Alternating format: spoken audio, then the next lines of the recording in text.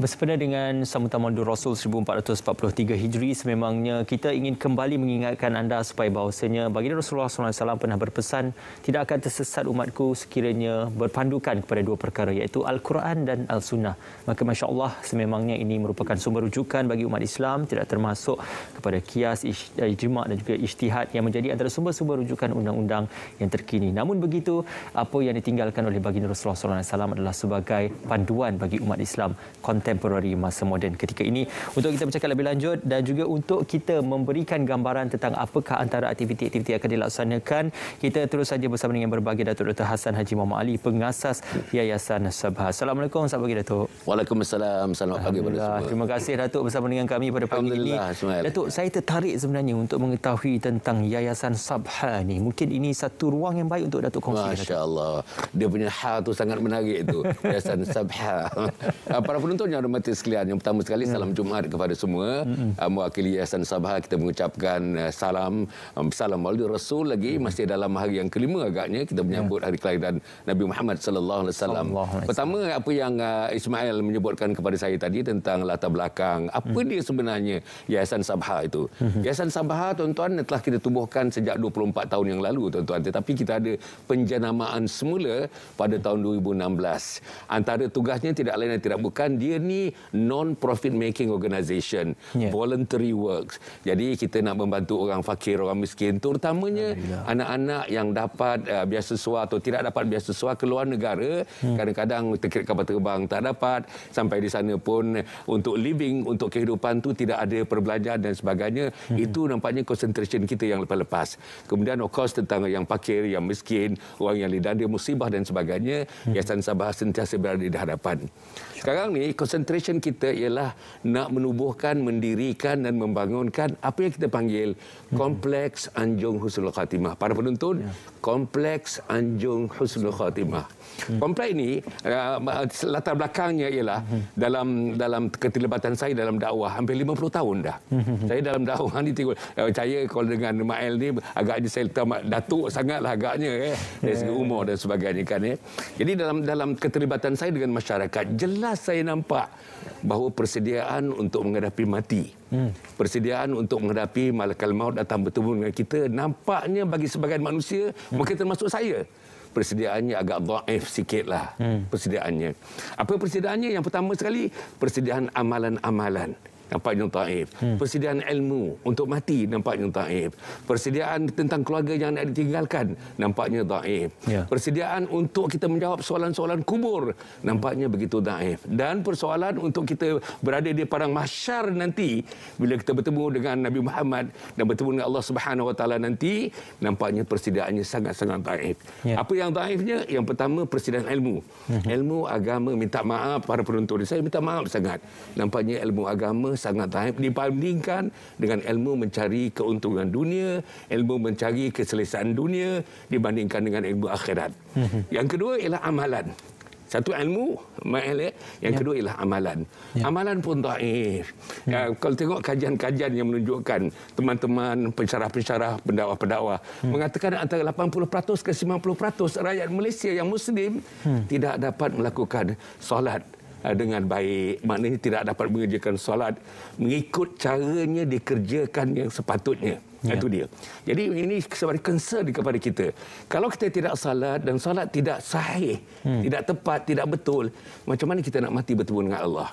Kalau kita berpuasa sahih, tidak sahih puasa kita, hanya puasa berlapar berdahaga saja, macam mana nak bertemu dengan Allah Subhanahu Wa Taala? Kalau kita tak pimpin isteri kita, tak pimpin anak kita ke lorong agama, macam mana kita nak bertemu dengan Allah Subhanahu Wa Taala? Kalau kita berhutang, hutang tak selesai, macam mana kita nak bertemu dengan Allah Subhanahu Wa Taala? Dan akhirnya, kalau misalnya kita terang-terang membelakangkan hukum hakam Allah Subhanahu Wa Taala, macam mana kita nak bertemu dengan Allah? Sebab itu Yayasan Sabha melalui inisiatif yang kita buat dengan sambutan daripada para penonton, saya harapkan akan membantu kami bersama-sama untuk membangunkan Kompleks Anjung Husnul Khatimah. Dan kompleks ini dibangunkan Encik Ismail dengan cara non-profit making. It is not for profit purposes, no for profit goals, tidak. Hanya kita mengambil inisiatif, daya kekuatan yang ada pada kita untuk membangunkannya. Dananya kita dapat daripada wakaf. dananya daripada zakat, dananya daripada infak, dananya daripada sedekah, dananya daripada fidyah, dananya daripada amal jarah dan fisabilillah. Saya menyeru kepada para penonton, marilah untuk matilah husnul khatimah, marilah bersama kita membangunkan Komplek Anjung Husnul Khatimah. Ya, apa yang disumbangkan pada waktu ketika di dunia inilah yang akan dibawa di akhirat kelak, insya-Allah. Yang berbahagia Datuk, ini juga bersempena dengan Maulidur Rasul, ya. Sudah pasti kita ini sebagai khalifah di muka bumi Allah mestilah mengamalkan amal makruf nahi mungkar. Kalau tidak boleh dengan fizikal, dengan lidah, mahupun dengan hati. Sudah pastinya perkara-perkara tentang mengajak ke arah kebaikan ini sukar, tetapi tidak mustahil dilakukan. Apa mungkin yang boleh dilakukan? Well, ya, memang apa yang Cik Ismail kata itu memang betul, ya.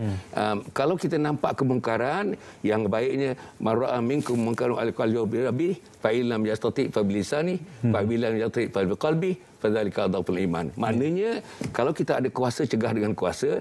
Kalau kita dengan perkataan, cegah dengan perkataan. Yang paling lemah sekali ialah cegah dengan hati saja kita cegah. Okey. Yang itu memang agak sukar. Saya mengatakan, tuan-tuan, kebanyakan kita menekankan amal makruf. Tapi nahi mungkar ini, terutamanya dalam lingkungan keluarga, senang ke nak menegur isteri sendiri. Senang ke nak menegur suami. Nak menegur isteri itu barangkali lebih mudah. Nak menegur suami tidak semudah nak menegur isteri. Senang kan kita nak menegur mak bapak kita, nak menegur mertua kita, nak menegur ipar kita dan sebagainya. Apalagi macam saya, tuan-tuan, dah 50 tahun terlibat bersama Profesor Dato' Harundin. Ingat, ya? Saya berterima kasih pada TV1 selama 6 tahun. Saya jadi moderator Forum Perdana Ehwal Islam, kan, ya? Dengan Datuk Ismail Kamosnya, dengan Datuk Hassan Dinnya, dengan Datuk Ishak Barumnya, dengan Datuk Hashim Yahyanya. Orang-orang ni, ya, bersama-sama dengan kita. So, saya bukannya senang. Kita pun menekankan amal makruf nahi mungkar, amal makruf nahi mungkar, amal makruf nahi mungkar. Tetapi penerimaan masyarakat, apa yang komitmennya ada pada masyarakat, nampak saya di akhir-akhir ini, Encik Ismail, nampaknya ada sudah perubahan. Kita tengok macam mana orang-orang Islam, mak bapak suka kepada Mahat Tahfiz, suka kepada sekolah agama. Dan saya masa jadi exco Kerajaan Negeri Selangor dulu, yang jaga agama ni, permintaan untuk memasukkan anak ke sekolah agama tak mampu kita nak tunaikan. Katakanlah kekosongannya 1,000, permintaannya 20,000 untuk masuk ke sekolah agama. Maknanya masyarakat kita sudah didedahkan dan sudah ada pilihan-pilihan di kalangan kepala mereka untuk memilih yang terbaik. Yang terbaik bagi mereka ialah jalan agama Allah Subhanahu Wa Taala. Yang itulah saya fikir nukleus untuk menjadi insan-insan yang berada di garisan hadapan untuk melakukan amal ma'ruf dan nahi mungkar, terutamanya perkara yang nahi mungkar ini.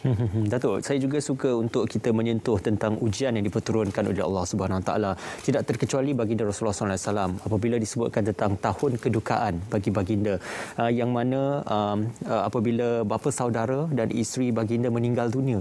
Selepas itu dizahirkan dan juga diberikan ganjaran oleh Allah Subhanahu Wa Taala apabila hadirnya peristiwa Isra Mi'raj. Dalam perihal ini, blessing in disguise ataupun hikmahnya di sebalik kedukaan, kesengsaraan dan kesedihan yang dihadapi itu, Allah menjanjikan sebaik-baik kepada umatnya. Jadi bagaimana yang berbagi Datuk melihat tentang apa juga yang kita lalui pada ketika ini, sabar dan bertakwa kepada Allah Subhanahu Wa Taala menghasilkan rahmat yang lebih baik, Datuk? Alhamdulillah. Para penonton yang hormati sekalian, apa juga yang kita lakukan, terutama yang musibah menimpa kita. Sekarang ni COVID-19 menimpa kita dan sebagainya. Saya rasa 3-4 perkara sebagaimana yang Ismail telah pun sebut.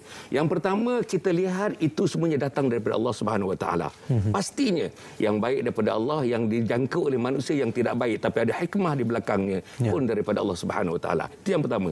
Yang kedua, setelah kita mengetahui apa yang didatangkan oleh Allah, dan kita mesti merasakan husnuzon. Husnuzon maknanya cerita yang terbaik dalam kepala kita ini adalah dugaan sementara daripada Allah Subhanahu Wa Taala. Maknanya itu husnuzon, bukan suuzon. Ini husnuzon. Yang ketiga, insya-Allah, ya, kita mesti yakinkan kepada diri kita bahawa dalam musibah ni, inilah sebenarnya untuk menyegarkan kita. Dalam musibah inilah memberikan kekuatan kepada kita. Dalam musibah inilah memberikan motivasi kepada kita. Dalam musibah inilah biasanya kita merenung ke belakang, kita muhasabah diri kita, tengok mana perjalanan kita yang tak betul, kita betulkan. Dan yang keempat, yang akhirnya insya-Allah melalui musibah ini, kalau kita berjaya mengatasinya, insya-Allah kita akan menjadi manusia yang lebih kuat, manusia yang lebih berdaya tahan, manusia yang lebih berdaya juang, manusia yang lebih bersemangat. Sebagaimana Nabi Muhammad SAW. Tengok, selepas peristiwa Isra dan Mi'raj ini berlaku banyak perkara-perkara yang berlaku. Bergerak daripada Masjidil Haram ke Masjidil Aqsa, kemudian tu di Mi'rajkan kepada Allah Subhanahu Wa Taala. Dan Nabi selepas itu mendapat kekuatan daripada Allah Subhanahu Wa Taala, berhijrah ke Madinah dan akhirnya menjadikan Madinah salah satu daripada negara Islam yang pertama yang didirikan oleh Nabi Muhammad sallallahu alaihi wasallam. Dengan itu kita dapati kesejahteraan, keamanan, keseimbangan, kehebatan sudah berlaku dalam bumi Madinah yang dianjurkan oleh Nabi Muhammad sallallahu alaihi wasallam. Datuk juga dia mengajak ya kan Datuk, ya, kita ni sebagai orang lelaki ni kalau bolehlah kita keluar ya bersama mendalami ilmu agama ataupun kita menyebarkan ilmu agama itu sendiri, meninggalkan harta ataupun keluarga. Kalau tak boleh 40 hari, 3 hari pun cukuplah Datuk. Masya-Allah. Jadi inilah peranan kita ya sebagai lelaki, ketua keluarga dan juga ketua masyarakat itu untuk bersama-sama dalam membantu menyebarkan dakwah ini. Okey, para penonton jemaah Islam, terima kasih soalan itu. Sebenarnya saya tak sangka soalan itu ditimbulkan. Saya tadi sebelum bersiaran ni, saya bercerita-cerita tuan-tuan. Minggu lepas saya keluar 4 hari 4 malam di satu tempat di Kajang Country Heights. Dalam 19, 20, 21, 22 ni kami akan berada di Jerantut. Untuk keluar juga selama 4 hari 4 malam di Jerantut. Apa asasnya kita keluar? Kita keluar yang pertama islah diri, memperbaiki diri. Yang tu. Bukan memperbaiki diri orang, memperbaiki diri sendiri. Nombor 2, insya-Allah kita islah itu nak belajar agama. Kita nak belajar agama. Sebab bila kita keluar 4 hari itu pertama kalinya. 1 hari 5 kali sembahyang berjamaah, 4 hari kita ada 20 kali sembahyang Jumaat, dan biasanya sembahyang berjamaah kita dapat takbiratul ula. Kalau duduk di rumah saja tak mungkin. Jarang kita dapat sembahyang berjamaah 1 hari 5 kali, 4 hari 20 kali. Jarang. Dan kita dapat takbiratul ula. Yang ketiga, jarang di rumah kita dapat disiplin diri kita. Bangun pukul 4, tahajud, sembahyang taubat, sembahyang hajat, sembahyang witir, menangis di hadapan Allah Subhanahu Wa Taala, mengenangkan kalau apa yang kita lakukan ini belum lagi diterima oleh Allah. Kalau apa yang kita lakukan ini masih lagi tempat ruang-ruang kosong yang belum kita tampung lagi dalam kehidupan kita. Takut Cik Ismail, kita tak cukup masa nak menampung kelemahan-kelemahan kita. Yang keempat yang saya nak sebut tuan-tuan dalam gerakan ini berlaku satu dunia. Saya dah pergi Bangladesh 3 kali dah saya pergi Bangladesh. Masya-Allah. Tonggi namanya.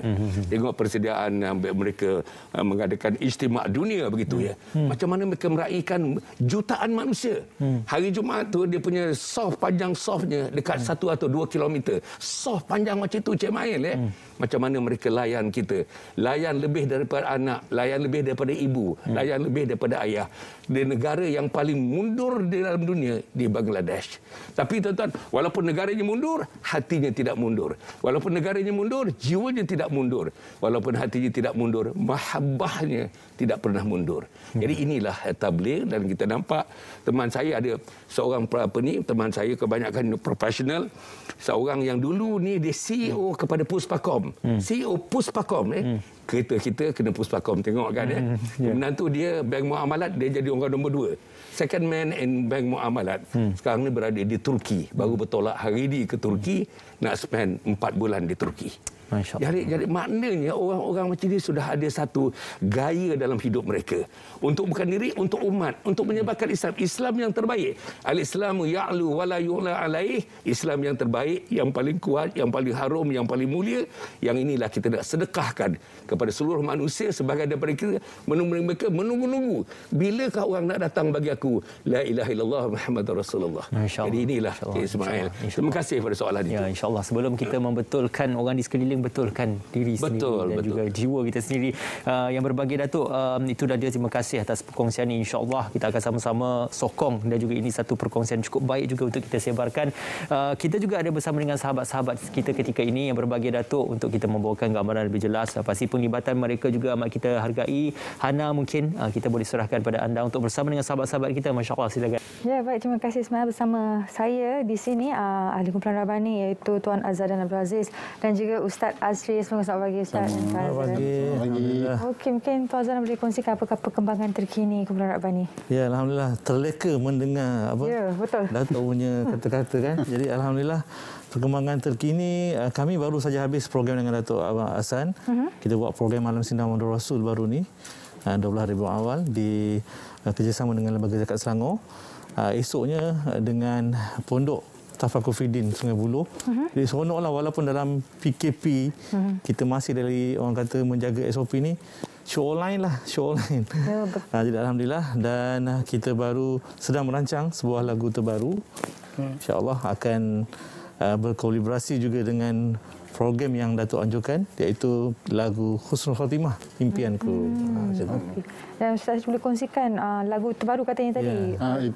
Itu lagu terbaru yang akan yang kami akan nyanyikan juga antara lagu terbaru kami, lagu berkaitan dengan Maulidul Rasul, kerjasama dengan Pondok Al-Bari, iaitu lagu Mencintaimu.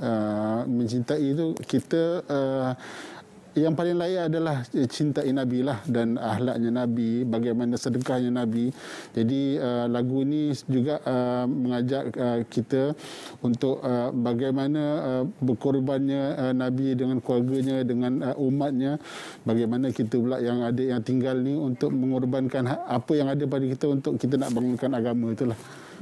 InsyaAllah. Dan perancangan Rabbani selepas ini, apakah perancangan, mungkin ada mini konsert ke? Pastinya ramai merindui keperluan Rabbani sendiri. Alhamdulillah, kami rasa bila habis PKP ini, kita nak bergerak ke seluruh Malaysia kembali. Macam mana 20 tahun dulu Rabbani bersama dengan EMI, kita pergi ke shopping mall dan sebagainya. Jadi kali ini insyaAllah kita nak round satu Malaysia, kita nak bawa Datuk Hassan sekali. Tengok kekuatan gabungan dia dengan Rabbani itu sangat baik.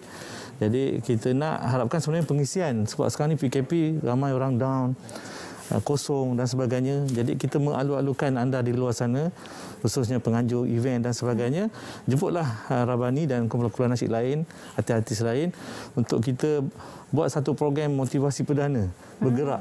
Sebab kita nak hidupkan kembali jiwa-jiwa yang dah lama kosong dan sebagainya, masing-masing ialah nak survive dalam PKP dan sebagainya. Jadi bila kita nak kembali hidup seperti biasa ni, kita perlukan jati diri yang kuat. Jadi mudah-mudahan dengan lagu-lagu yang berbentuk nasihat ni daripada Rabbani akan membantu energi kita sambil menguatkan lagi jati diri. Ya, betul, insya-Allah. Ustaz Asri, mungkin boleh kongsikan bakal keluarkan album Rabbani ke bagaimana ke? InsyaAllah.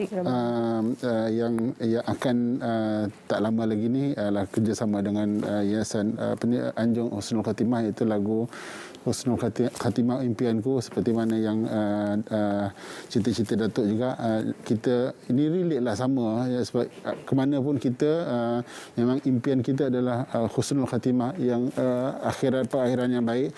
Jadi mudah-mudahan lagu ni seperti yang Encik Azhar dan tadi, kita selama ni kalau bab makan zahir ni kita ada, tapi bab makan rohani ni kita kurang.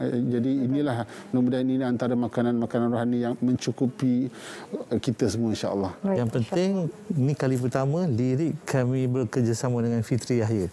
Oh, Fitri Yahya. Jadi tak pernah dengan dia. Kalau tengok dia, lirik dia boleh tahan juga. Betul. Kan. So kali ini kita ambil inspirasi daripada lirik dia dan digabungkan dengan lagu Dakmi. Okey, tak sabar nak dengar. Baik, terima kasih sekali Tuan Azhar Abdul Aziz dan juga Ustaz Asri kerana sedia bersama kami. Selepas ini kami ada persembahan daripada kumpulan Rabbani, tapi sebelum itu kita akan berehat seketika dan kembali lagi dalam Selamat Pagi Malaysia.